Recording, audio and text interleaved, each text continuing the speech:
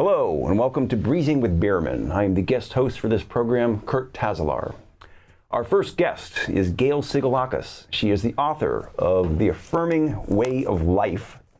Gail, welcome to the show. Thank you. Tell me about yourself. Well, I was a teacher for 38 years, and my focus as a teacher, I think my greatest subject was the children. I loved helping them to discover their talents. The subjects were a vehicle for me. I wasn't interested in the subjects per se, I was interested in the children. And the subjects were a vehicle for me to help children discover their talents. When I turned 50, I had this epiphany. I said, first of all, I was thinking, aside from teaching, I always wanted to be a writer. I'm a passionate reader. And books have helped me tremendously in my life. And I wanted to be among those people that could also help people with my life. So I had this epiphany. I was 50 and I said, what have I really accomplished in my life? And I thought, I was quite disappointed. I thought, I don't have any special talents. I'm not necessarily an artist, I'm not a quilt maker, I'm not a gardener, but all of a sudden, a light bulb went off. And I realized that my greatest talent was that I am an outstanding affirmer. I always notice good things in other people and I tell them. And the best part of my epiphany was that I learned that quality from my bipolar mother, who until that point I felt all she had done was given me challenges in my life. And actually, I learned my best quality from her. How do you be an affirming person with a bipolar person? Well, you know, my mother, she always had positive words for my sister and she also had positive words for everyone. She noticed the good in people, and she took the time to tell them. So she was an affirming person, and she affirmed me, and it became a life habit because I was used to hearing good things. So this theme of affirming became the substance, the content of your book. Correct. Which we have here. The Affirming Way of Life. Yes. Available where? Amazon. Amazon. Yes. Everything's on Amazon these days. Yes, and I'm happy to say my book is on Amazon. So what is the central theme of your book? What is the message?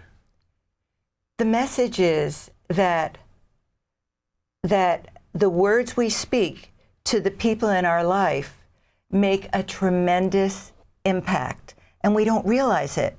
I feel like people spill their words without thinking of the impact, and the words we speak not only build other people up, but they also make our relationships closer.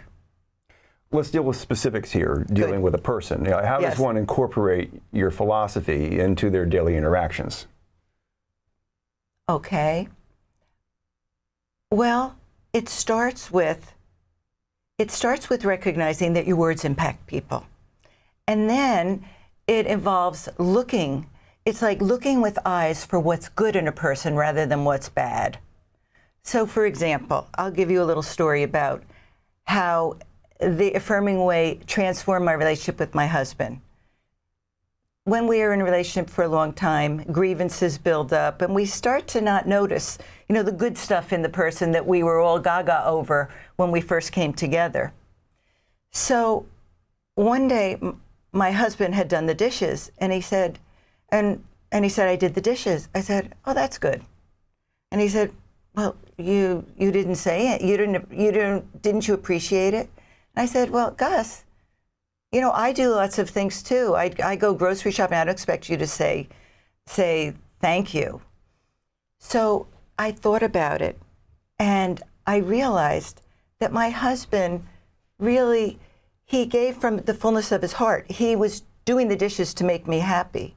And so I had this shift, and I said, let me be sure to tell him when I appreciate what he does. So the next time he did the dishes, for example, I said, honey, that was really I so appreciate that you did the dishes. I hate to see a dirty, messy sink. And the interesting thing that happened was that as I made that shift, he started then telling me, he would notice things I did that he appreciated. And we started having just this greater give and take flow of this good energy. It became a habit for us that I will tell you has persisted over, at least the last 5 years. And it makes our relationship so much more precious because we tell each other how much we love and appreciate each other. Were you able, in your career as a school teacher, to use this philosophy? Very much so. For example, when I saw a student that might be, say, struggling with writing, and I saw them make an effort, like take some feedback that I gave them, and I saw them, say, make an effort to put more, say, adjectives in their writing, I would comment. I would say, boy, Stephen, I really like the way you use those adjectives. It's wonderful how you take feedback. So I would, with the students, whenever I saw them doing something that I thought was, on track, that was helping them to do their best, whether it was being kind. If someone was kind to another student, I might say, that was so kind of you to give your pencils to your table mate. You're a very thoughtful person. So I would bring to children's attention what they were doing right. And I would get lots of feedback from their parents at letting me know that it really made a difference in the way their children felt about themselves. Were there differences in the way the children would respond according to their ages? Because like a kindergartner or a first grader might be easier to deal with than, say, fifth grader when they start becoming teenagers and, those problem years. That's very interesting. It's a good point. I taught every grade from kindergarten through fifth, but really when I began working on this awareness I had of this affirming way of life approach, they were fifth graders that I taught. And you know what? I find, believe it or not, I find everybody, no matter what age they are, appreciates being affirmed. I mean, sometimes people may just blush and say thank you, or they may reject the compliment, but because it's hard to take in. But nonetheless, you can see on a person's face how it makes them feel valued, and it can make them recognize their value in ways that they didn't before. Sometimes when we write about a subject, it forces us to examine our own beliefs, our own thoughts. Did you have an introspective experience with yourself in the writing of this book? Did you change at all? That's a great question. I changed tremendously writing this book. But let me start by saying, in terms of the introspective, the amazing part for me of doing this book was I examined my relationships. I examined the impact, particularly I started with all the adults, my parents. I had an aunt that was very influential in my life. I had a stepmother. And I examined the impact that their words had on me. Some of the words, I grew up in a home where I had my mother's very positive words, but because of my mother's illness, my mother got a lot of negative. There were a lot of negative words that just flew freely. And it helped me to realize how important it is to censor ourselves, to catch ourselves before we say negative things. So one part was recognizing, really examining the impact and realizing, helping me to heal those relationships in writing this book. But the other big way that the book impacted me was that I had a dream. And when I started, I had no idea how to be a writer. And I found a writing coach. I joined a writers group, and the way I developed my faith in my ability to do this, to accomplish such a big goal, that was life transforming for me. Some of this stuff is just a learning curve where it takes time. You'll write something, and then it'll take you 6 months to realize that what you wrote could be written much better. And then you'll understand how to do it. 100%. Oh my God. You know what's funny? Well, first, I want to just add this. Yesterday, I was talking to a friend who read my book, and she said to me, Gail, I am so fussy about editing. About when I read books, I always find errors from big publishing houses. She said, I didn't see one error because I revised and edited that book, I would say, over 100 times. I mean, revisions, edited. And yes, I mean, after I had written the whole book, I had to go back and revise everything because I was a much better writer by then. And then you also have to give it a rest, because when you're that intense on it, it can cloud your mind also. Either it'll all seem horrible to you, or it'll all seem great and you lose your capacity to have critical judgments. Yes, you're very right. Just the whole process to write a book, it was a fascinating process to me. You know, how, I would read other writers and I would study what I liked about their writing, and really one of the main ways that I develop the ideas in my book is through stories, because I discovered how I read a book about the process of writing, and the author, Dani Shapiro, she showed us about the process of writing all through her stories from her personal life. And I think that's one of the things that I keep getting feedback from people, that they love how I tell so many stories from my life.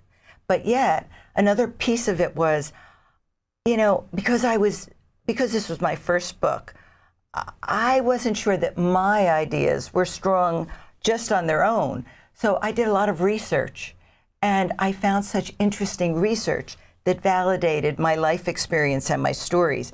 And people tell me, the readers tell me, that they love that it's a balance of both personal stories and research and other people's experiences as well.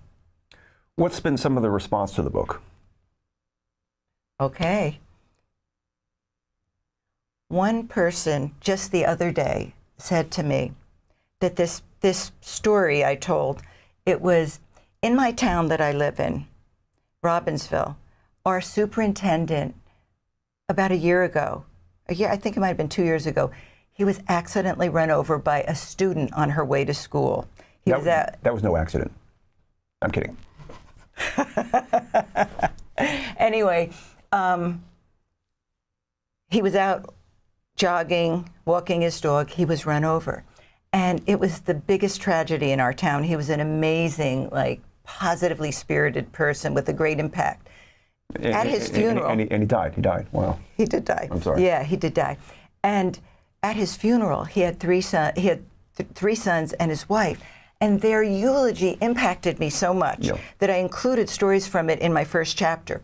And one of his sons got up and said, my dad, every day, as I was leaving for school, my dad would say, make someone's day.